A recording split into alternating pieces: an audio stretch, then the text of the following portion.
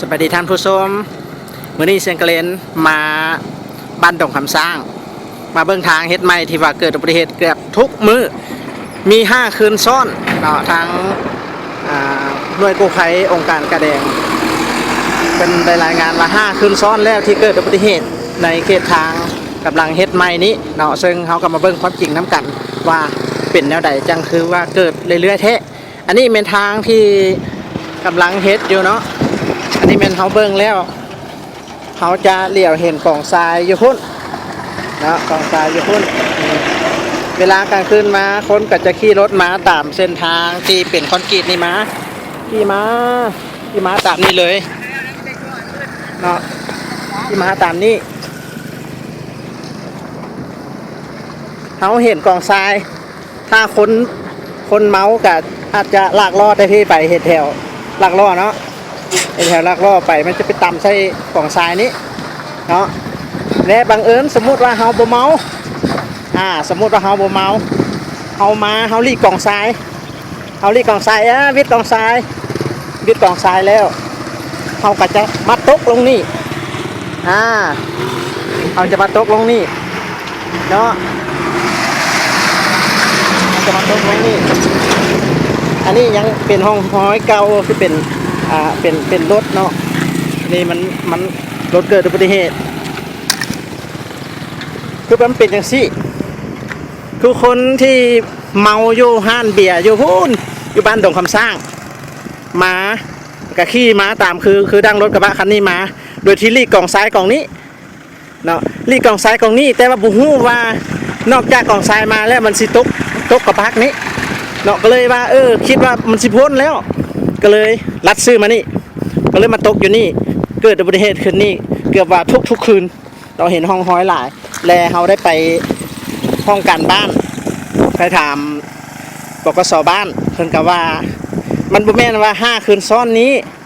มาหลายแล้วเนาะเกิดอุบัติเหตุมาหลายแล้วแล้วก็มีผู้เสียชีวิตแล้วประมาณ1 เดือนที่ผ่านมานี่เสียชีวิตแล้ว3 คนเนาะแล้วก็คาดว่าในบุญปีใหม่ลาวปีนี้ถ้าส้นทางที่บ่ทันแล้วนี่นะบ่ได้ถึกถมคือจังสั้น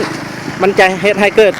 อุบัติเหตุตึมแน่นอนอาจจะมีคนเสียชีวิตเนาะก็เลยว่าเรียกห้องถึงภาคส่วนที่เกี่ยวข้องว่าถ้าว่าเงื่อนไขดีที่สุดแล้ว ก็คือภาคส่วนที่เฮ็ดทางนี้ให้มาขุดกองดินนี้มาถมส้นทางอันนี้มันก็สิบรรเทาได้หลายเติบแล้วและนอกจากนั้นเขาไปกวดเบิ่งเส้นทางอยู่บ้านดงคำสร้างเนาะอยู่พูนไปเบิ่งแล้วก็